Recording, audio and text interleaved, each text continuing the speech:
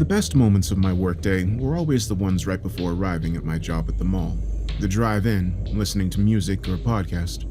The few minutes before my shift, sitting in my car, sipping coffee from my travel mug. They always went by too fast, while the rest of the day would drag on forever. Checking my watch, I realized those blissful, idle moments were once again at an end. Taking the key from the ignition, I felt the rumble of the engine die, along with my good mood, and the cold air began seeping in almost instantly. It had been a brutal winter with way too much snow. Grumbling, I stepped out of my car into the bitter, frigid morning air. I pulled up the hood of my coat to cover my ears as a chill wind blew across the parking lot of the mall. My car door slammed shut because of the gust, the loud noise echoing over the vast empty space. Clouds were stirring overhead, and the forecast was for snow. A lot of snow. Again. Speed walking across the parking lot, I clutched the warmth of the coffee cup in my hand, swapping it back and forth between left and right to steal some of its heat. Now that the Christmas rush was over, the usual dullness had settled over the mall once again. The place was deserted when I entered, nodding hello to the old security guard who was half asleep at his desk by the directory. His takeout coffee cup spilled beside him on the floor. Even the geriatrics didn't bother to take their morning walks here anymore, opting for the Costco across town, which offered free samples day and night. Not to mention inflation-proof hot dogs for $1.50, soft drink included. The mall had no such offerings, just discount off-brand eyewear, desolate clothing stores, and cell phone kiosks. Even those mainstays were abandoning the place, relocating to the other, trendier mall across town. This place had a real shantytown vibe, a black market feel to it. There was even one of those stores with bins full of junk you buy for various prices. Bins, I think it was called. The only shining beacon of corporate enlightenment in the entire mall was Mart. It occupied the entire eastern wing at this point, after swallowing up several smaller shops like some enormous bloated whale.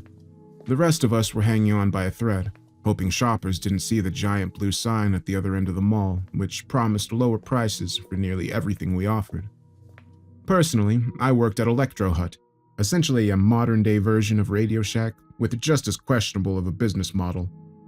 We were doomed for failure at some point, but I really didn't want it to be at the hands of Mart and Ed, the pompous, Napoleonic owner of the place. His employees were much the same, the type who acted like grown-up versions of childhood bullies. Who knew where he managed to find them all? Maybe there was a hiring service for assholes at monsters.com or something? The sale price is $450, and that includes a controller. My saleswoman, Claire, was saying to a customer near the entrance of the Electro Hut. I slowed down to watch her close the sale. If needed, I could always step in with some last-minute manager's special discount.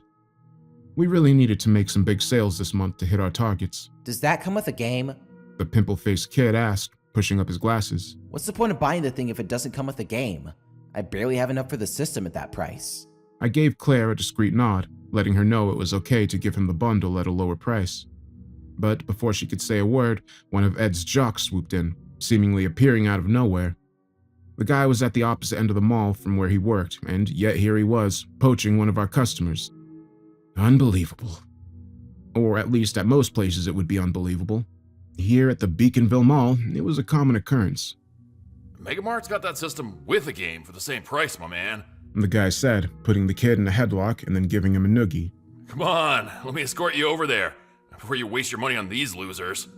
The kid was looking at me nervously, still held in a headlock by the jerk. I don't know what it was about seeing that. Maybe it unlocked some traumatic memory of me being bullied in high school, but at that moment, something in me snapped. Hey, you don't get to decide where the kid shops, I said, stepping forward, my hand balled into a fist without even realizing. We'll give you the same prices for the system and whatever game you want. Just don't go with this asshole. The Mart dickhead scoffed at me, then looked at the kid. Well, what do you say? You want to come with us?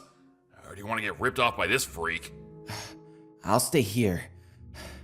Assholes. He released him and took a step back, raising his hands as if to say, I surrender. Fair enough. You might regret that later, though. Just remember whose side you decide to be on. He looked back over his shoulder as he walked away, several other muscle-bound jocks in tow. Like the first one, they seemed to appear out of thin air, hiding in the shadows like ninjas. Something was so strange about all of this. It just felt off, like a bad dream. It felt like I was in a bad 80s movie all of a sudden. I shook my head and brushed away the thoughts, then helped Claire ring the kid up using my discount code. The whole time, I was getting a bad feeling, like a premonition that something terrible was coming, but I didn't know what. It turned out terrible was a vast understatement. We got to talking with the kid, and he told us his name was Freddy, and, as it turned out, he was looking for a job, as well as a gaming system. To be honest, we're not really looking for anyone right now, I said, feeling terrible about it. It was true, though. If anything, we needed to downsize our staff, but I didn't have the heart to let anyone go. The store just wasn't doing that well lately. We were trying, unsuccessfully, to compete with Amazon and Best Buy and every other big box store out there, including Mega Mart. But I didn't say any of that to Freddy. Claire was giving me a puppy dog look, as if to say, Please, can we keep him? I took a deep breath and then caved. Okay, you can do a trial shift. You're here, so you might as well start today if you're up for it. That way we can call that bargain I gave you an employee discount. Just an hour or two, we'll see how you fit in. How's that sound? Hell yeah. Great, we don't really swear in the store. At least, we try not to. Shit. Shoot. Got it.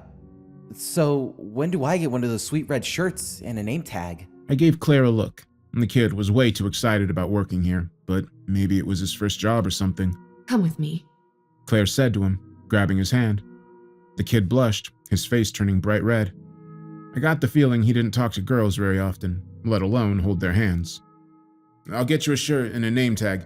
It's not going to have your name on it, though. It's going to say trainee in big capital letters, so everyone knows you're a noob. Oh, one more thing. We like to haze the newcomers around here. You're not allergic to cat food, are you? I don't think so. Why? Poor kid, I thought to myself as they walked off together. He's got no idea what he's in for. I checked my watch. It was 10:30 a.m., and yet the mall was still empty. There were no customers at all. I had expected a lull after Christmas, but this was ridiculous. I stepped out onto the concourse just outside the store, looking down towards the other end of the mall. I saw a lot of activity.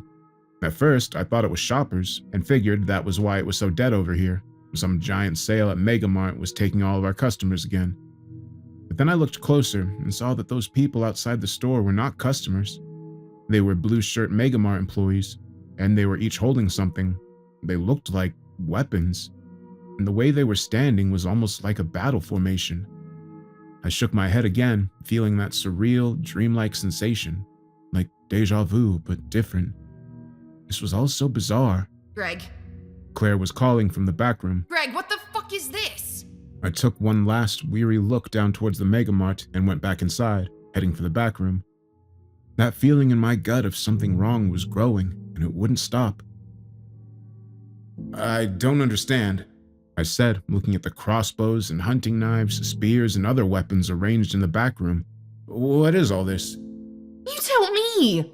They weren't back here this morning. Someone must have put them here in the past hour. You're saying it wasn't you? No, it wasn't me. I just got here. And why the hell would I put weapons back here? This isn't the fucking Hunger Games. A buzz of feedback and a cracking voice from the overhead PA interrupted us. I recognized the voice instantly, even through the whine of feedback. It was Ed, the owner of the Mega Mart. Good morning, mall workers. By now, I trust you've all found your armaments for the battle ahead. You're probably wondering what I mean. But before I explain, let me assure you of a few things. Number one, all exits have been sealed. There is no way in or out of this mall.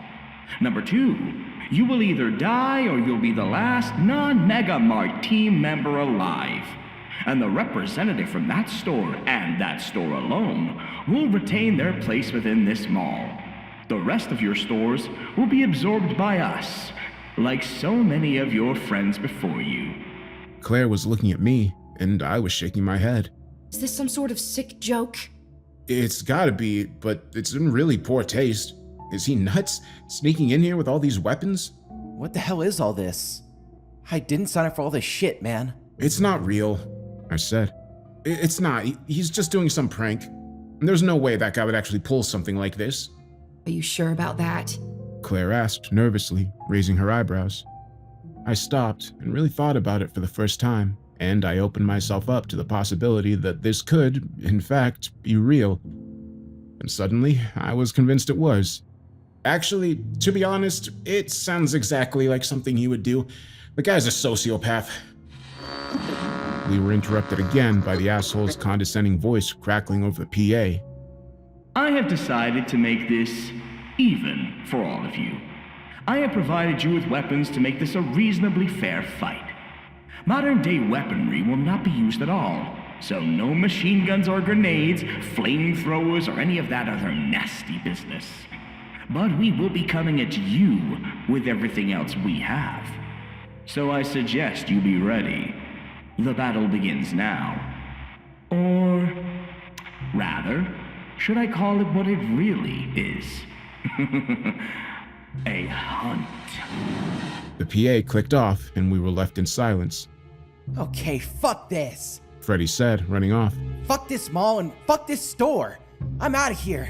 I'm going to Costco. I chased after him, but he was quick. He was 20 yards away from me as I was just getting to the edge of the store, but then I stopped in my tracks. The arrow didn't fly through the air towards him. It was just there, protruding from his back and sticking right through him, center mass. He spun around, his eyes wide with shock, blood pooling in his mouth. And then another arrow came down, and another, until he was full of them, sticking out of him from all angles like a porcupine. He collapsed to the concourse floor, his blood spreading out around him in a pool. I heard screams from all around as the store owners began to run in all directions. People had their phones out, were trying to call 911, but were yelling about how it wouldn't go through. Nothing was going through. And then more arrows were flying. Workers were going down left and right as they tried to escape. The lower level of the mall became a shooting gallery for the Mega Mart archers, and they were using the high ground of the upper level to their full advantage, raining bolts and arrows down from above. It felt like I was suddenly in a medieval battle, or more accurately, a massacre, as death wails could be heard ringing out from all around.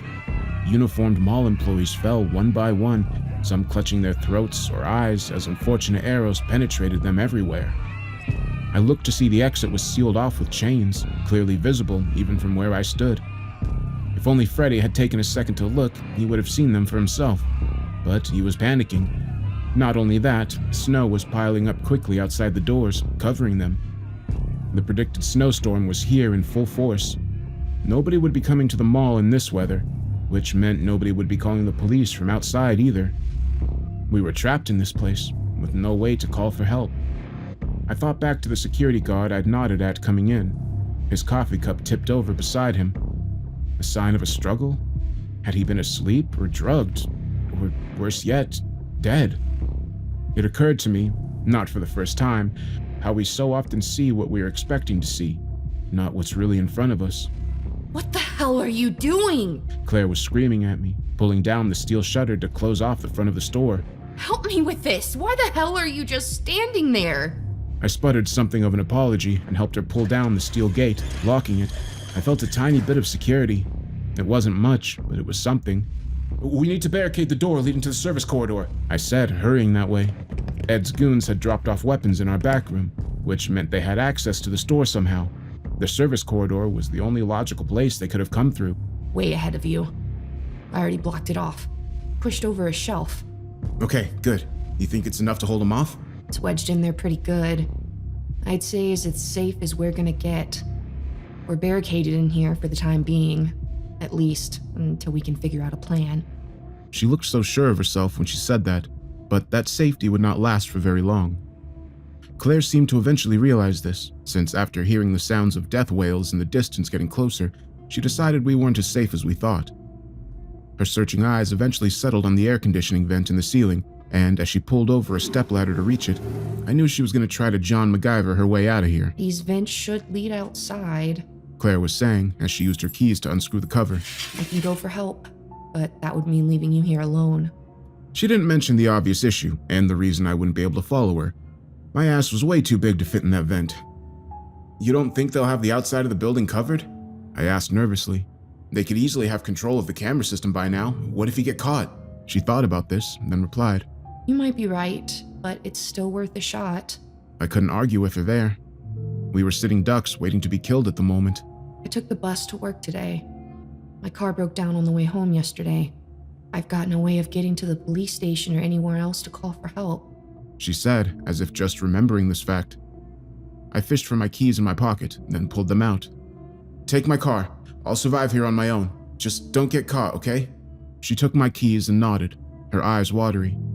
She looked like she wanted to say something else to me, something important. What? What is it? Nothing. Just don't die, okay? I couldn't help but laugh, despite the situation. I'll try.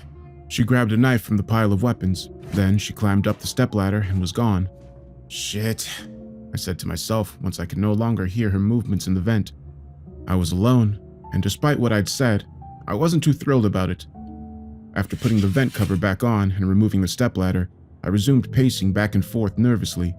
I could hear the occasional howls of terror from outside the store, often followed by nightmarish noises I could only assume were death cries, horrifying yelps and blood-curdling screams cut short.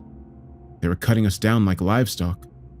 No one was fighting back against them, or more accurately, no one stood a chance against them. The PA crackled to life once again, and I heard Ed's despicable voice speaking through it, gloating. Attention, mall employees. You're making this way too easy on us. Picking you off one by one as you stay huddled in your holes. Didn't you think we'd kill the security guards? Steal their keys? We can get to each of you any time we want. The screams were getting closer, I realized. They were right next door. The steel gate rattled open. Footsteps could be heard, followed by the sounds of butchering and screaming and death. As a result of this easy streak we're on, I'm going to be instituting a little grace period. A ceasefire. The next 10 people who are caught by my men, or who give themselves up willingly, will be spared. At least temporarily. Do with that what you will. And decide for yourself if you want to be one of the lucky few who are given a chance to survive. The microphone clicked off, and I was left in silence. It lasted only a moment before the steel shutter at the right of the store was being pulled open. I looked out of the back room, cracking the door by an inch. Several of Ed's goons marched inside, holding weapons while one of them held the steel shutter open. The man in front saw me, then pointed my way, motioning for the others to follow. I retreated back inside the room and tried to barricade the entrance, but it was too late. They ripped open the door to the back room and hauled me out.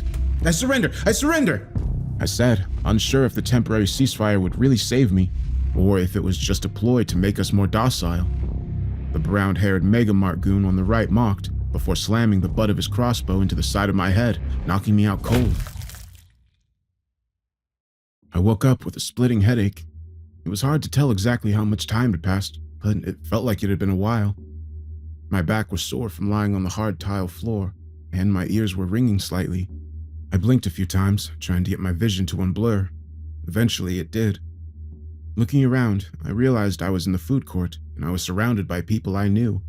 Claire was right next to me, and after recovering my wits enough to speak, I asked her what had happened. Exactly what you thought would happen. They were watching the outside of the building. I didn't get halfway to your car before they had guns aimed at me. Damn snow was already up to my knees anyways. Your car was buried. The whole city is gonna be shut down today. No one's coming for us. That's very optimistic, I began, but was quickly interrupted by Big Ed's voice.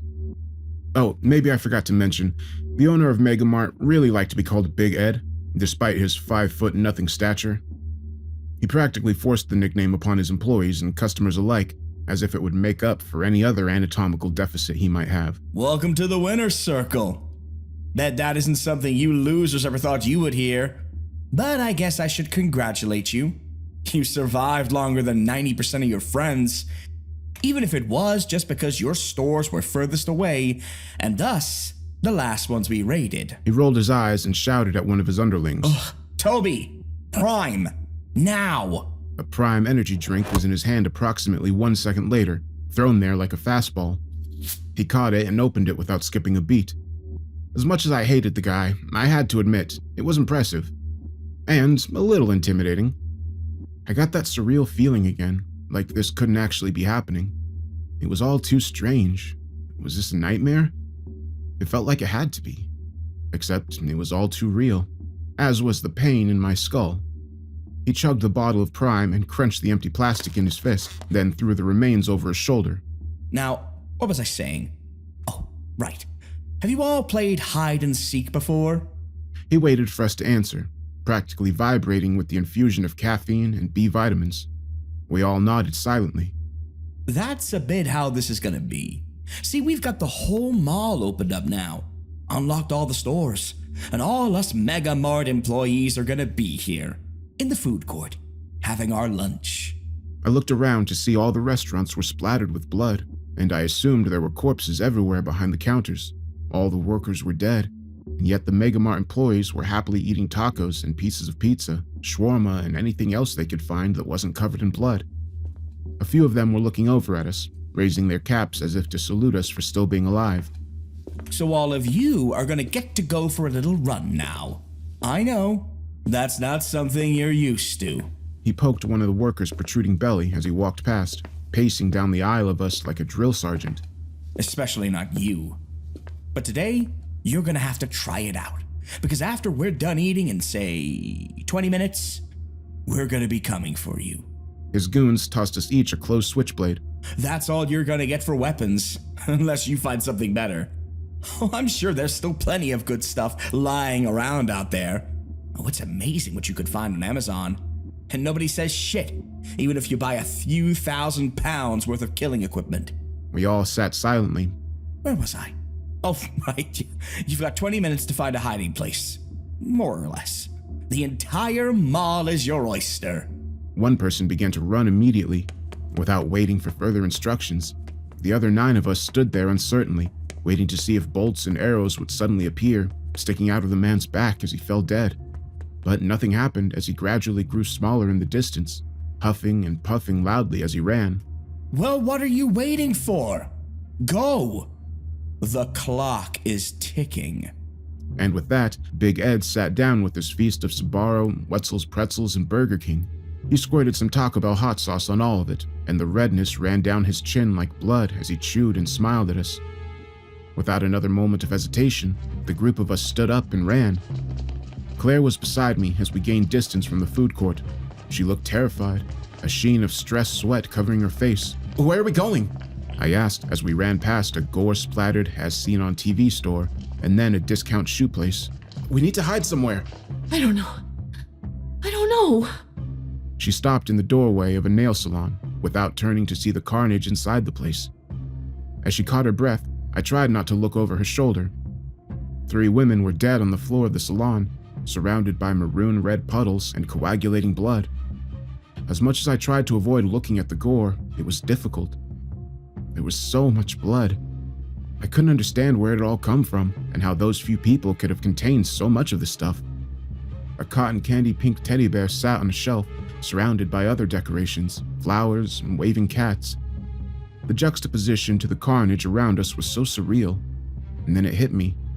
"Wait, I've got an idea," I said to Claire as something dawned on me. "I think I know where we can hide. Follow me." As we approached the store on the 2nd floor, Claire stopped in her tracks. This can't possibly be the place where you want to hide. "What? It's as good a place as any." Build-A-Bear workshop? Seriously? You need weapons and camouflage. A hiding place. This isn't the time to indulge your stuffy addiction. "Hey, I told you about that in confidence."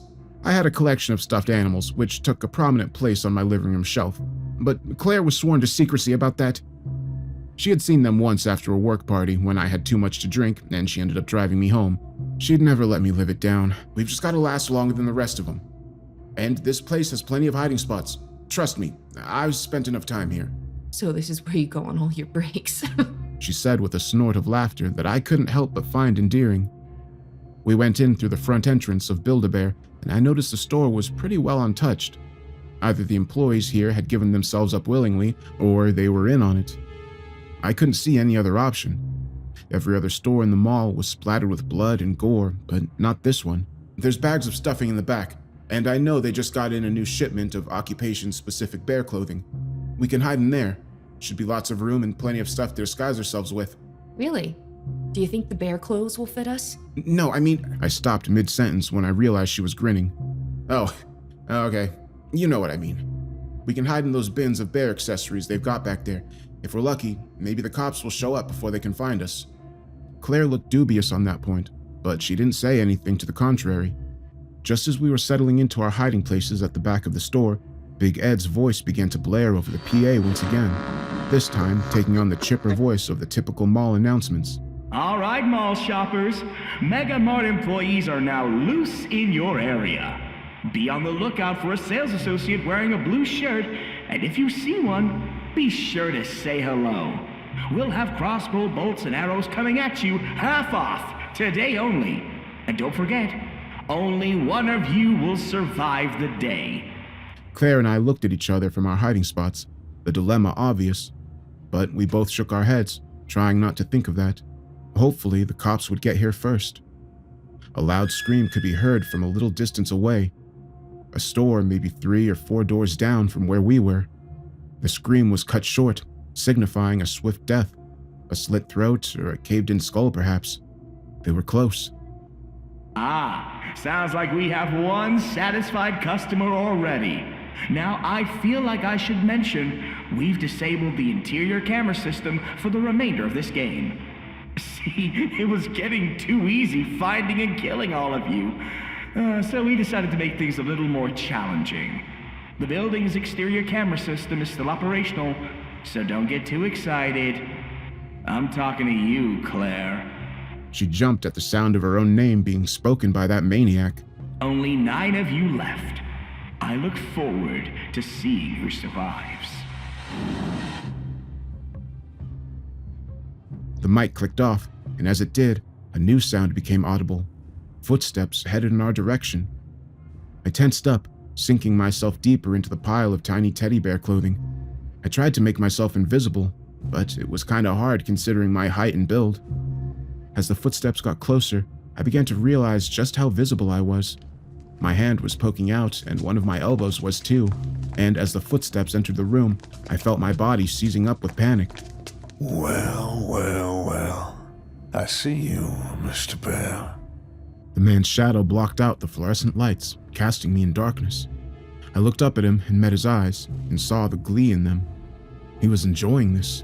2 down, 8 to go. He said, raising a blade above his head. It was a curved sword with a wickedly sharp blade, like a Japanese katana. I closed my eyes, knowing it was my time to die.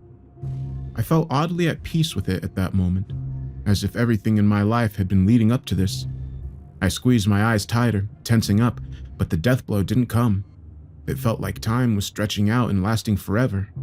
These last moments before my death. But then I was surprised to hear the man above me gurgling. A moment later, he fell to the floor. Reluctantly, I opened my eyes to see a different figure standing over me, shrouded in a sniper's camouflage, but this camouflage wasn't made of dead leaves and grass. Instead, he was covered in stuffed teddy bears, which had been adhered to his outfit. "Bill?" I asked, recognizing him instantly. "Holy shit, you're alive!" The guy who I saw almost every day on my lunch break did not appear happy to see me. His face was stern and angry, but he did help me up. We need to get out of here. He said, taking off his teddy bear camouflage. They'll be back eventually, and I can't hide this mess. He motioned to the dead Mega Mart employee on the floor, blood pooling around him. I looked around the store and saw several other employees climbing out of bins. Each of them was wearing an outfit made of teddy bears. They blended in perfectly, so well that we hadn't even noticed them when we entered the store. "I didn't know. We thought you were, dead already," Not bloody likely. said another man wearing bear camouflage who approached us from behind. The 4 of us were in a sniper unit in the military before working at this place. We know how to hide, and we would have easily survived until the end of this massacre if you 2 hadn't come in here. Well, that makes a lot of sense. Those outfits are great. How did you manage to— Fat lot of good that'll do us now. The guy said, cutting me off. He was already removing his camouflage, as were the others. We gotta find somewhere else to go. And fast. We can use it to our advantage. If we're in tight quarters, their numbers won't matter so much. Bill grinned as he clapped me on the back. Clever girl. Who is this? How come you never introduced us? Oh, this is Claire. She works at Electro Hut with me. Holy shit. So this is the Claire. He asked, winking at me. Well, I can see why you like her so much. She'd make one hell of a sniper. I could feel my face going red and did my best to avoid looking at Claire, but I could feel her staring at me, her jaw slightly agape. What about locks? I asked, trying to avoid that gaze and hoping to change the subject as fast as humanly possible. We don't have keys for the other stores. If we get surrounded, we're screwed. Claire was already on it. She was patting down the dead body and pulled out a set of keys, jingling them in front of us. One of them was a Grand Master key stolen from the security guard. A large GM was stamped on it with capital letters. Any other questions? The 6 of us went out the back of the store, and I got the feeling we were just in time. Bill was the last one out, and as he closed the door, we could hear more goons entering Build-A-Bear workshop. We need to move. They're gonna be right behind us. Fortunately, the service tunnel curved slightly, so the men behind us didn't have a clear line of sight, but I had no doubt that they would be moving quickly to find the people who had killed their friend. Sure enough, I heard the door we'd come through open and close less than a minute later, and footsteps were echoing down the hallway. Several men running at full speed toward us. Open it. Open it. Bill was saying to Claire, indicating one of the doors up ahead. Quick. They're right behind us. Claire was jiggling the keys, but it didn't want to turn in the rusted door lock. Meanwhile, the rest of us prepared ourselves for whoever might be coming around the corner at any second. 3 of the Build-A-Bear workshop guys had crossbows, while Bill and I were armed with swords. I'd picked up the katana dropped by the Mega Mart goon, since it was a lot nicer than the switchblade I'd been given by Ed. The footsteps were getting closer by the second, and I was sure they would round the corner before Claire could open the door. But at what felt like the last possible moment, she managed to find the sweet spot, and the key turned with an effort. She yanked on the doorknob, and we all piled into a random mall establishment. Bill shut the door behind him as quietly as possible, and we found ourselves in a loud, dark space, lit up by flashing lights and colorful, low-resolution screens. Buzzers and laser sound effects mingled with guns and race cars and 100 other random noises. Blue lights gave our teeth a nuclear green fluorescent glow. We were in the mall's ancient arcade. The place had never been updated, so most of the games were old and out of date. The crumbling black walls were plastered with glow-in-the-dark stars and planets, but most had lost their phosphorescent shine years prior. It gave the effect of being lost and floating through space in a dying galaxy, a stranded astronaut separated from his ship. It was frequently just as empty as it was now on this desolate day. Hide. Bill told us all, raising his voice to be heard over the racket. Spread out. Quick. We all did as he asked and moved to different sections of the arcade. Claire went and hid behind a skee-ball machine, while I tucked myself into a dead race car simulator. The second I got inside, the place was filled with bright light from the service hallway as the door we'd come through opened again. I was too scared to look up, knowing there would be several armed men coming my way. Suddenly, my hiding space did not seem very safe or very hidden. I felt like I was right out in the open, and they would see me at any second. Why hadn't I gone further into the arcade, into a darker area? Sure enough, they found me immediately. A shadow blocked out the light of the arcade, and I looked up to see a tall guy with a square jaw frowning down at me. He looked angry. That was when I remembered that we'd just killed his friend, and this guy wanted revenge. Fortunately, I also remembered the katana I was holding at pretty much that same moment. Just as he was winding up to bring a bat down on top of my skull, I thrust the blade upward into his gut. The curved steel continued on, easier than I would have imagined, and I ended up with my knuckles pressed against his belly, the tip of the blade up near his throat probably. He started coughing as blood seeped from his mouth and dropped the bat he was holding. It fell to the floor with a wooden clatter, which I guessed would draw even more attackers. 2 seconds later, there was another blue-shirted behemoth on top of me. He was armed with a blade, which moved so fast I could barely make it out. I lifted my own sword and clumsily parried, backing away from him quickly. There were several other Mega Mart employees in the arcade too, I realized, seeing them in my peripheral vision. All of my other allies were engaged in heated battles of their own, which meant I would have no choice but to either beat this guy at his own game or die a bloody, gruesome death. I kept backing up farther and farther until I had nowhere else to go. I was backed into a wall, fighting for my life. Behind the man, more and more Mega Mart goons were piling into the arcade, and I realized they were all converging on us at once. With my strength running out, I blocked a final attack and felt my arms starting to give out on me. I could feel myself losing the ability to fight back, and just like that, the blade was coming down on my head, and I realized I couldn't counter in time. I dodged instead, and it only partially worked. Feeling the blade nick the top of my shoulder, I dove to the side. My movement was unexpected enough that it threw him off his focus. As I regained my footing, I noticed that his blade was stuck in the wall behind where I'd been standing. He was trying desperately to pull it out, and I used that momentary distraction to my advantage. The blade I was holding quickly found his throat, and I drew it across the flesh there without a second thought. His neck opened like a second mouth, dripping blood as he gasped and choked, falling to his knees. I spun around and went to help the others, not wasting a second. As I entered into the fray, I saw we had the advantage. Most of the Mega Mart goons who had entered were dead. Bill and his companions had done well for themselves, at least for the most part. We'd lost 2 men as well, I realized, counting the numbers and seeing our friends on the ground.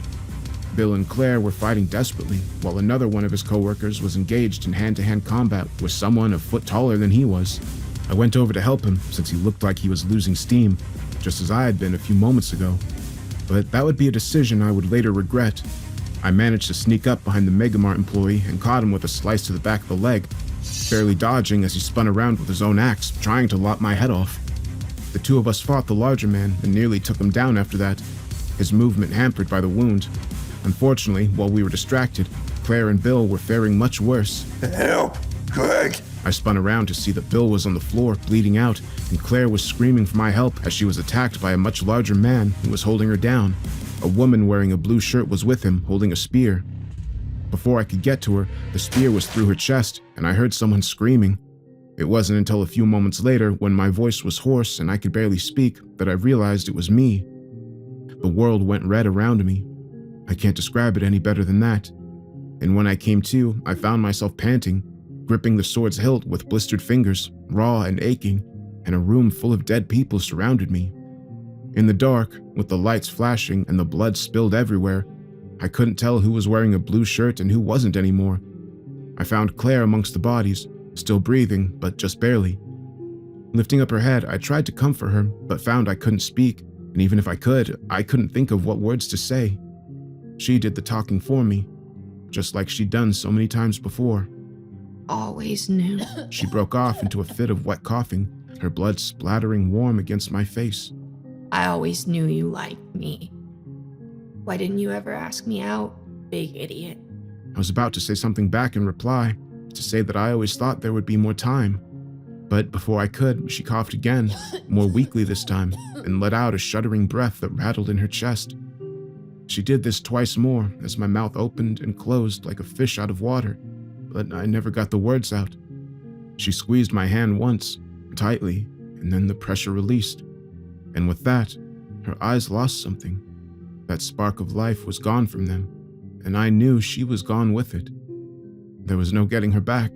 CPR wouldn't save her in the middle of this shitstorm, with an ambulance impossible to reach, so I didn't try. I sat with her there for a minute, holding her hand, squeezing it, numb to the buzzing sound of the PA system, numb to the voice asking me a question from it. But eventually, I realized who was talking. It was him, the man responsible for all of this. Bravo! Bravo! Is this thing on? Can you hear me now? Good. Greg. It's great to see you're still alive. We needed a winner after all. Otherwise, what was the point of all this? He broke off laughing, and I gripped the katana tighter. I can't blame you if you missed the countdown as your comrades fell one by one. You did have your hands full after all. It looks like the Electro Shack of all places will be our sole competition within the Beaconville Mall. At least, until we decide we need to expand again. For now, you're the winner, Greg. Why don't you come down to Mega Mart and claim your prize? A trophy for surviving the deadliest game there is. On shaking legs, I began to walk. There was no point in fighting this. If he wanted me dead, he'd find me either way. At least now, I wasn't scared anymore. I was no longer afraid of death. One quick thing. You'll need to come unarmed. We don't want you trying to kill us while we award you your trophy. So just leave that pretty little sword right there in the arcade. Got it? And yes, I can see you. I stood there defiantly, refusing to drop the blade. And remember, I can kill you with a gun if I so choose. So be a good boy and drop your fucking weapon. I hadn't thought of that. Without many other options, I dropped the sword. Good. Now head over to my office for a little chat. It's at the back of the store. I'll see you soon. It was eerie marching through the mall, defenseless. Even though I figured most of the Mega Mart goons were dead, I still felt as if they were watching me. It felt as if there were eyes on me everywhere, watching me from the shops and the upper levels. Eventually, I realized it was the open, staring eyes of the dead. That was what I felt looking at me. So much carnage and destruction brought on by one man. He needed to be stopped. There was only one way. The giant store loomed over me as I approached. Its huge facade took up 2 floors without interruption. The entire mall led to this store and seemed to funnel people inevitably into it like a giant glowing mouth, waiting to swallow you up. Come on in. Big Ed gloated as I stepped around a puddle of sticky, dark red blood. Sorry about the mess. Entering the store, that feeling of eyes on me returned. But this time, I realized it was from the gazes of living, breathing people. At least a dozen blue-shirt Mega Mart employees surveyed me from their various departments as I passed through. Instead of giving me angry looks for killing their coworkers, these folks did something far stranger. As I encountered each of them in the aisle, they stood smiling broadly and greeted me. Each one was dressed in identical blue shirts and khaki pants, and had the same smile, their arms hanging limply at their sides. Some were only inches away from my face as I passed through the aisles. I winced a few times at how close they stood to me and how dead their eyes looked, but they didn't make any move to attack or follow after me. "Hi, welcome to Mega Mart. Let me know if I can help you find anything," they would say in identical enthusiasm and cadence as I passed each of them. Creepy. Finally, I reached the back of the store. One of Big Ed's goons was waiting outside a door marked private. The guy was tall, over 6.5 feet, just like the others we'd fought, like they were all cookie-cutter copies of the same linebacker form, near exact duplicates. I hadn't really noticed it until now. He opened it for me as I approached and didn't stop smiling at me. Greg, good to see you, bud. Big Ed said, standing up to shake my hand as I entered. I took it, more out of instinct than anything else, and a little bit of fear. Who knew what this guy might still do? I didn't want to piss him off, especially with that giant standing behind me. You can leave us, Dave, he said to the goon by the door, motioning for me to sit. I'm sure Greg's not gonna try anything silly. Dave gave his boss a concerned look before stepping out of the office. He closed the door behind him. I didn't sit. Sit, stand, makes no difference to me. Big Ed said, grinning at me. Either way, you know I win, right? You know I always win. That's the difference between the two of us. He opened a box on his desk, pulling out a cigar. He deftly sniped the end off with a cigar cutter, put it in his mouth, and lit it, not offering me one. I get what I want. You don't. I wanted this mall. Now, I have it. What about the cops? You're going to prison for a long, long time. There's no way you're going to get away with this. I never killed anyone. The people who did are dead. All those violent young men must have gone on an organized killing spree. I certainly had nothing to do with it. All the blood is on your hands, I answered immediately, including Claire's. He scoffed and puffed on his cigar. Yes, Claire. That was unfortunate. I could see why you liked her. You know, before all this, we had hidden cameras installed everywhere, just to be prepared. We put them everywhere, even the employee change rooms. And yes, I could certainly see why you liked Claire. I even have some of the footage saved on my computer, if you'd like to see. I made a best of compilation. It's here somewhere. He turned to face the monitor and began to click on the mouse of his computer. That was when I let the rage boiling inside of me release all at once. Like a coiled spring, I leapt across the table, clutching the switchblade which I had pulled from my pocket, the same one this bastard had handed me a short while before.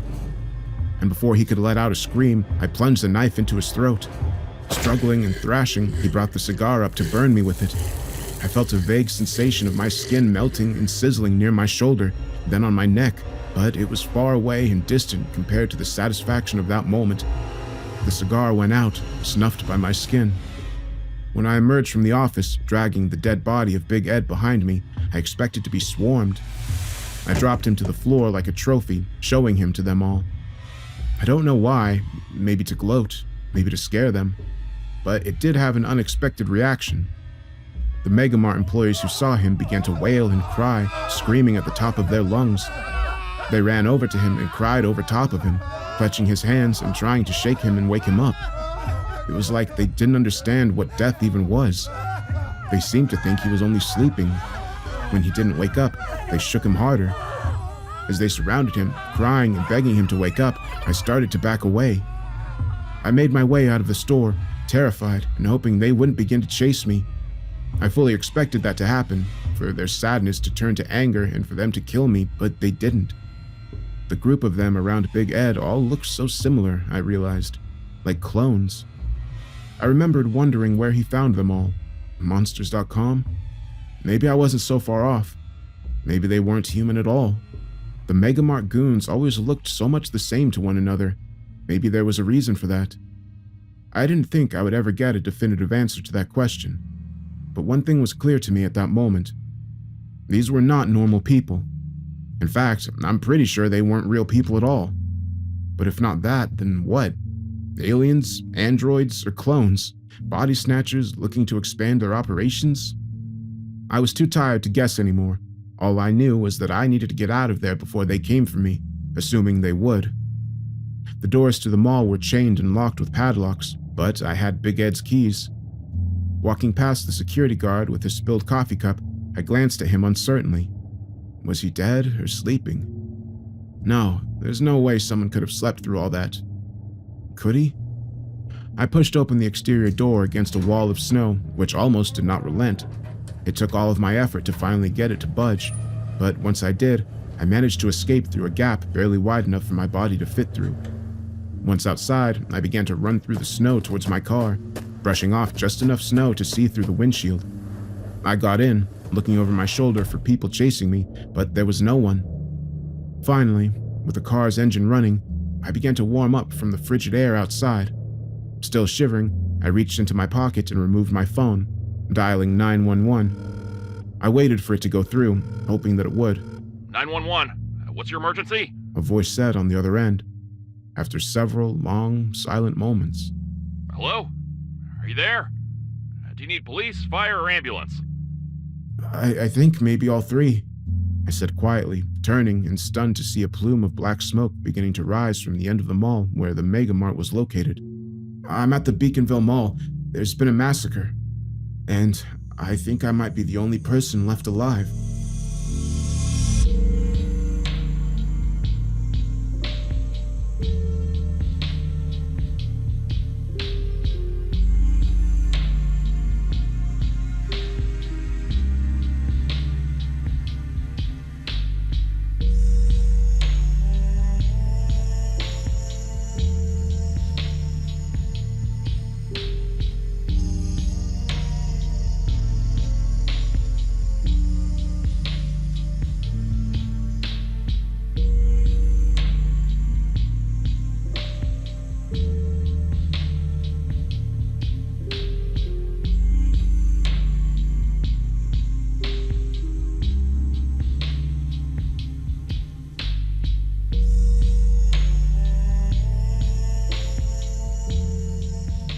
Hello everybody, I hope you enjoyed the story. So this was a fun one, and the premise of the story reminded me of something, and I know it's not really related to it, but I really like American Dad, and for any of you who have seen it, do you know that episode where Francine reunites with her dad or whatever, and they go to the family reunion, and then the dad locks them all in and is like, alright, y'all have to kill each other for the inheritance or whatever the reasoning is? I don't know, it just reminded me of that. But yeah, this one was a little bit different. I haven't done many stories that take place in malls recently. I think the last one I did was the Backrooms one a while ago. Speaking of Backrooms, I still haven't been able to see that movie yet, but I want to. Thankfully, it hasn't really been spoiled for me or anything. But have any of you seen it? And if you have, what'd you think of it? I'll probably see it this weekend, but we'll see about that. And I'm hoping my next video is going to be a fairly long one, if I can get everything together that I need for it. And I've updated the podcast on streaming services like Spotify, Apple Podcasts, things like that. So it's not quite fully up to date, but it's only like a few episodes behind. Soon, I'm going to be doing a simulcast, I believe is what it's called. When I upload a video on here, the story will also be going live on the podcast at the same time. And I'll leave a link to that in the pinned comment in case any of you want to check it out. And this story also had a guest narration by the author himself, Jordan Group, and I'll link back to his channel he has on YouTube if you want to check it out. And I hope you all have been enjoying the more frequent uploads. I'm almost back to my old schedule, kind of, but we'll just try to keep this pace going for a while and make sure that everything runs smoothly.